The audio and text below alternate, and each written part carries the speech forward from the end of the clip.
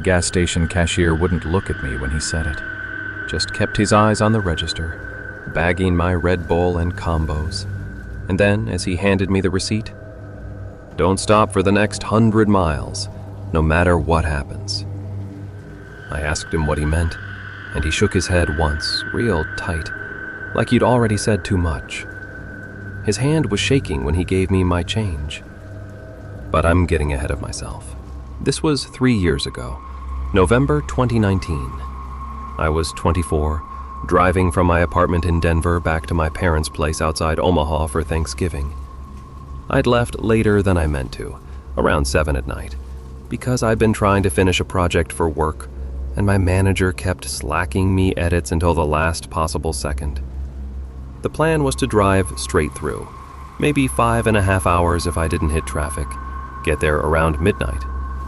My mom had already texted me twice asking when I'd arrive, and my dad had sent one of those thumbs up emojis that somehow felt passive-aggressive. The highway through eastern Colorado is boring as hell, just flat darkness on both sides. So when I crossed into Nebraska around 9:30, nothing really changed. I had a podcast going, something about cold cases, and I was drinking my second Monster of the drive. I wasn't tired yet. The road was empty, except for the occasional semi that would blow past me going 20 over. Around 10:15, my gas light came on. I'd been meaning to fill up before I left Denver, but of course I forgot. My GPS showed a station coming up in 8 miles, right off I-80, at some mile marker I didn't catch. No town name attached to it, just gas, open 24 hours. That should have been my first clue, but I was running low and didn't want to risk it, so I took the exit. The station sat about a 1/4 mile off the highway, down a 2-lane access road with no streetlights. Just this bright, fluorescent island in the middle of absolutely nothing. No other buildings, no houses, not even a closed-down diner or anything. A Conoco, I think, but the sign was half burnt out, so it just said COO. There was one other car there, a dark SUV parked on the far side of the lot near the air pump, but I didn't see anyone inside it. I pulled up to pump 3 and got out. It was cold, that dry Nebraska cold that gets into your bones fast, and quiet in a way that felt wrong. No wind, no highway noise, just the hum of the fluorescent lights above me. I swiped my card and started pumping. While the gas ran, I looked around the lot. The SUV was still there, lights off, and I couldn't tell if anyone was in it. The windows were tinted dark. I told myself it was probably just someone sleeping on a long drive, same as me, but something about it made me want to finish up and get back on the road. The pump clicked off at $32. I went inside to grab some caffeine and snacks for the rest of the drive. The guy behind the counter was maybe 50, balding, with the kind of face that looked like it didn't smile much. He had reading glasses on a chain around his neck and was doing the crossword puzzle when I walked in. I grabbed my stuff from the aisles, Red Bull, combos, a pack of gum, and brought it up to the counter. He rang it up without saying anything, and I handed him a 20. That's when he said it. "Don't stop for the next 100 miles, no matter what happens." I laughed because I thought he was joking. What, is there construction or something? He didn't laugh, didn't even look up, just shook his head once, real tight, and his hand was shaking when he counted out my change. $4.63. He put it in my palm and finally looked at me, just for a second. His eyes were bloodshot, and there was something in them I didn't like. Not fear exactly, but something close to it. "I'm serious," he said. "You get back on that highway. You don't stop. You see someone on the side of the road, you keep going. Someone tries to flag you down, you keep going." "Why?" I asked. He turned away, back to his crossword puzzle. "Just don't."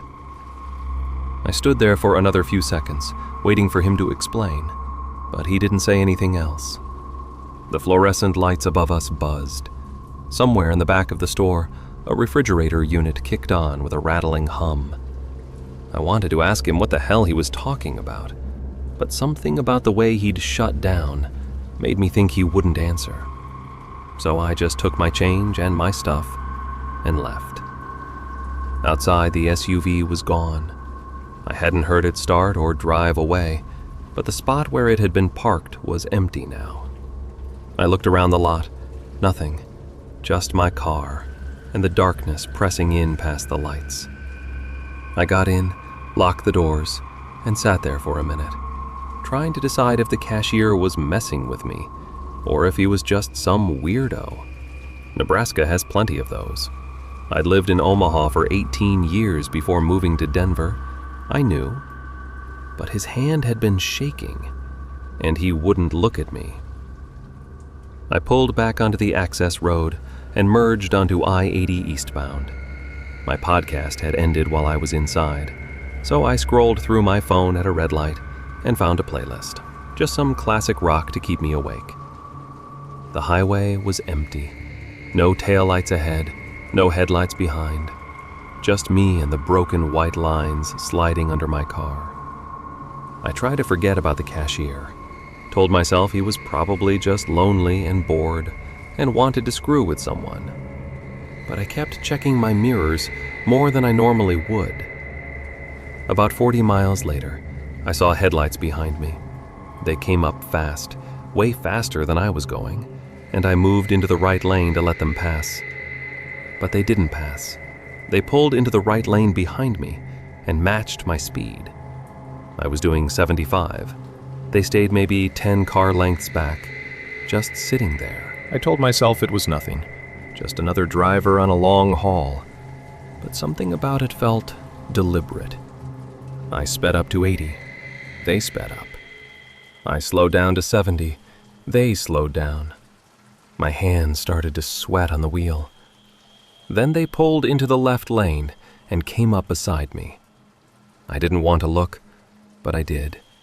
It was a dark sedan, a Nissan Altima maybe, or a Honda Accord, something generic, and I couldn't see anyone inside because the windows were tinted. They stayed next to me for maybe 10 seconds, matching my speed exactly, and then they pulled ahead. I exhaled. Just someone passing. I was being paranoid. But then they slowed down. Not a little, a lot. I watched their brake lights come on, bright red in the darkness, and they decelerated from 80 to 70, then 60, then 50. I had to slow down too to avoid hitting them. They were directly in front of me now, going 45 miles an hour on an empty highway in the middle of the night. I tried to pass them on the right, but as soon as I pulled into the right lane, they drifted right too, blocking me. I tried the left lane. They drifted left. "What the fuck?" I said out loud. I honked. They didn't react. I flashed my brights. Nothing. They just kept slowing down, forcing me to slow down with them. We were doing 30 now. I thought about ramming them, just hitting the gas and pushing through, but that was insane. I didn't even know who these people were or what they wanted. Then I remembered what the cashier said. Don't stop for the next 100 miles, no matter what happens. I looked at my GPS.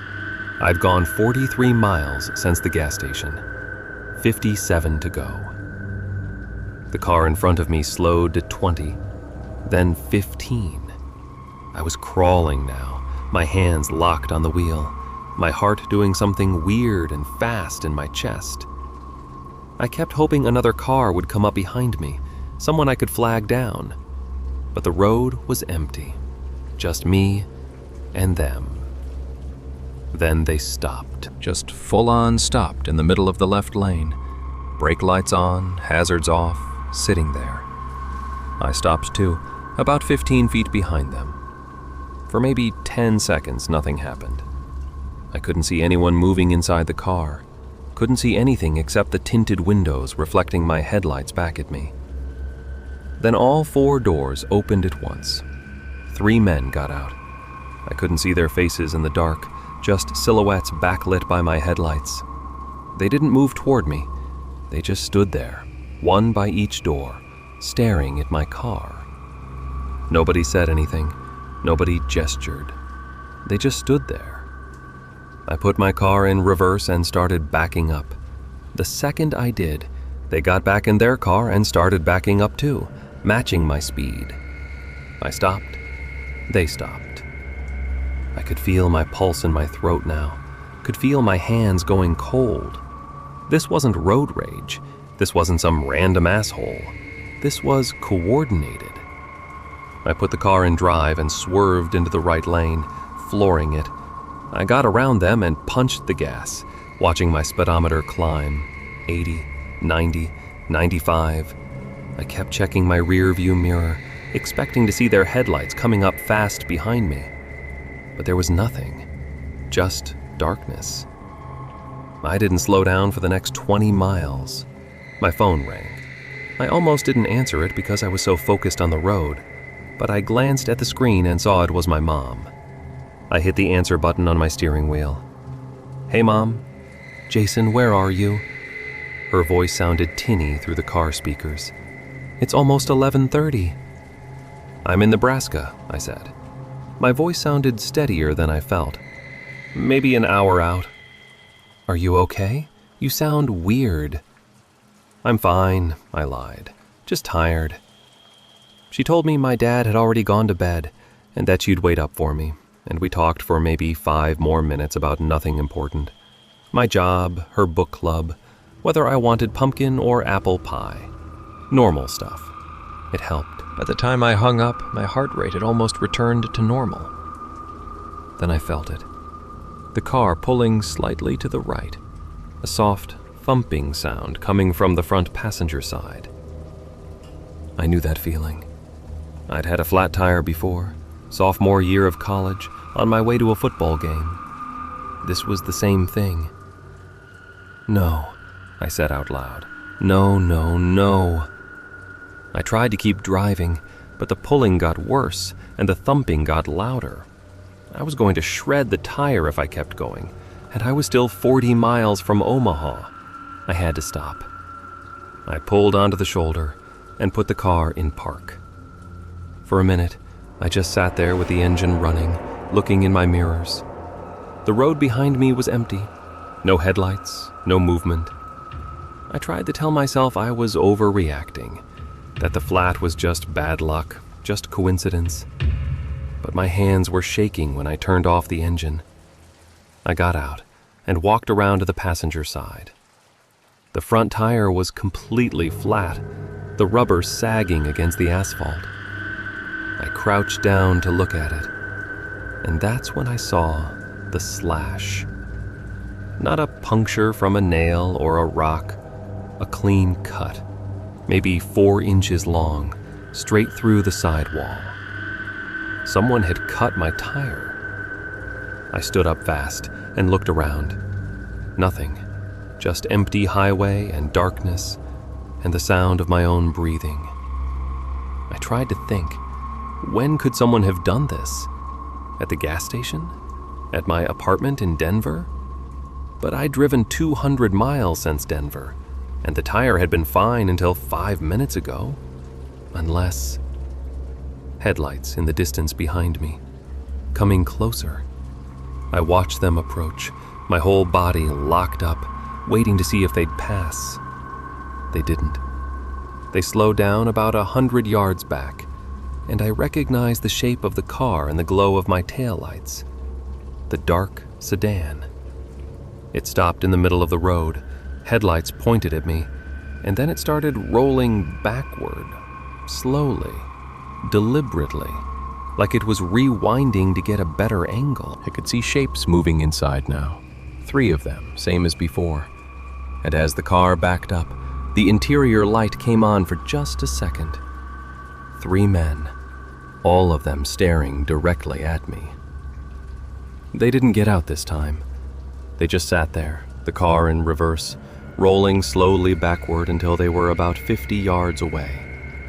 Then they stopped, and they kept staring. I don't know how long I stood there. 5 seconds, 10. It felt like an hour. My brain was screaming in me to move, to do something, but I couldn't make my legs work. And then something inside me broke loose, and I ran back to my driver's side door, got in, turned the key. The engine started. I threw it in drive and hit the gas. The tire made this horrible flapping sound, rubber shredding against the wheel well, but I didn't care. I drove on it. 30 miles an hour, then 40, the car pulling hard to the right and vibrating so badly I thought it was going to shake apart. I kept checking my mirror. The sedan's headlights stayed where they were for a few seconds, and then they started following me. Not fast, just steady, keeping pace. I called 911. The dispatcher answered on the second ring, and I tried to explain what was happening, but my voice came out shaky and too fast. She asked me where I was, and I looked at the GPS. I-80 eastbound, mile marker 217, I said. There's a car following me. They slashed my tire. They've been following me for... Sir, are you in immediate danger? Yes, I don't know. They're behind me right now. Can you describe the vehicle? It's a dark sedan. I don't know the make. There's 3 men inside. She told me she was dispatching a state trooper to my location and to stay on the line. I kept driving, the steering wheel jerking in my hands every time the shredded tire caught on something. The sedan was still behind me, maybe 30 yards back now. I could see all 3 of them in the front, driver, passenger, and someone in the middle of the back seat. All of them facing forward, all of them staring. Then I saw the lights, red and blue, coming up fast in the left lane.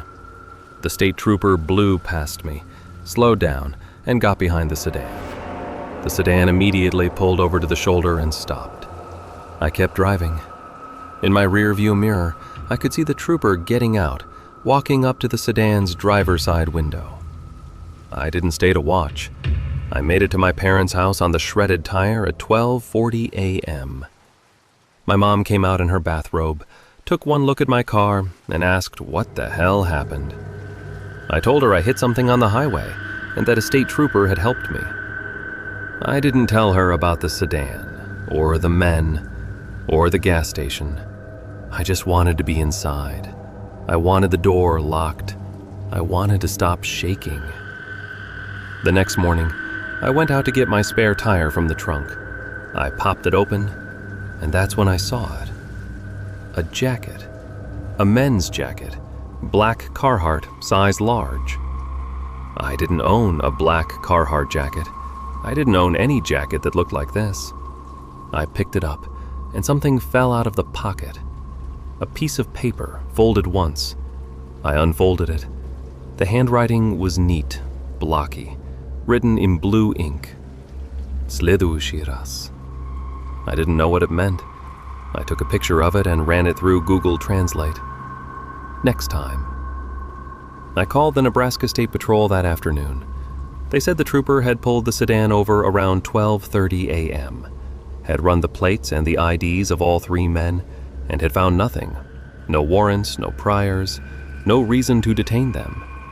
The men claimed they were just driving to Iowa and had stopped because they thought I was in trouble. The trooper let them go. I told the dispatcher about the jacket and the note.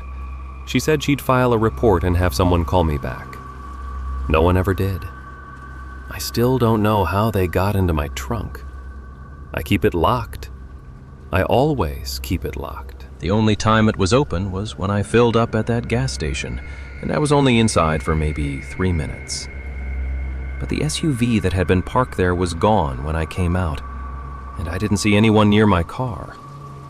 I asked my parents if they knew anything about that gas station, the Conoco off I-80 with the half-burnt sign. My dad looked it up on Google Maps. There's no Conoco at that mile marker. There's no gas station at all. Just empty land and a county road that doesn't go anywhere. I drove back to Denver 3 days later, on Sunday after Thanksgiving. I took I-76 instead of I-80. I haven't driven through Nebraska at night since. Sometimes I think about the cashier, the way his hand shook when he gave me my change, the way he wouldn't explain himself. I think about the jacket in my trunk, and the note written in a language I didn't recognize until I translated it. I think about the 3 men in the sedan, all of them staring, none of them speaking. And I think about the fact that they knew where my trunk was. They knew how to open it. They knew I'd find the jacket eventually. The note didn't say, "We'll get you next time." It just said, "Next time." Like it was a promise. Like they were letting me know this wasn't over, just postponed. I still have the jacket. I don't know why I kept it. It's in a trash bag in my closet, and I haven't touched it in 3 years. Sometimes I think about throwing it away, but something stops me. Maybe because it's the only proof I have that any of this happened. Maybe because I want to be able to show it to someone if they come back. I don't drive at night anymore if I can help it. And if I have to stop for gas, I don't stop at stations that don't have a name I recognize. And I sure as hell don't stop anywhere that doesn't show up on Google Maps.